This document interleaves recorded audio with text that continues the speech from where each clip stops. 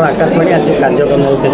शशधर पंडा शिक्षाविद समाजसेवी साहित्य संगठक कटक आज आकाशवाणी श्रोता परिषदर जन्मदिन पालन होता कारण 1948 मसीहा जनवरी 28 तारीख दिन आकाशवाणी तार प्रतिष्ठा करा जायतिला प्रतिवर्ष पालन करा होची। आज आम भुवनेश्वर बौद्ध मंदिर में यही कार्यक्रम रखाई ये कार्यक्रम उद्घाटक भाव में थिले आमर पद्मश्री श्यामामणि देवी एवं अन्यान्य सबू निर्देशक उपनिर्देशक मिलित आनुकूल्य ये बुद्ध मंदिर कार्यक्रम होता। आमर मुख्य रही जो पूर्व अवस्थार थिला संस्कारमूलक रेडियो साहू आम फेरी पाइबापी प्रति घरे पहुँचापी आम समस्त सचेष्टा करूँ एवं आज श्रोता मैंने आमको बहुत समर्थन देते अतिथि मैंने सन्देश देते आम रखीचु प्रत्येक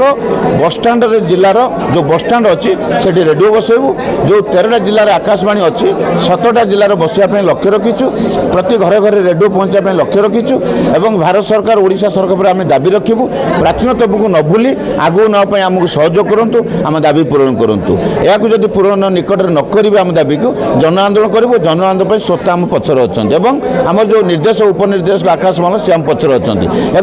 प्रचार प्रसार जब आप मीडिया भाई मैंने अधिक करेंगे निश्चित आम प्राचीनता फेरी पाइबू कारण रेडियो हूँ एक संस्कारमूलक रेडियो ये संस्कार अच्छी तेणु संस्कार को आम भूलीगले असुविधा हम तेणु संस्कार को आगू नापी कार्यक्रम रखीचु जगन्नाथ जदि आशीर्वाद दियंते आम लक्ष्य निश्चय पूरण हो।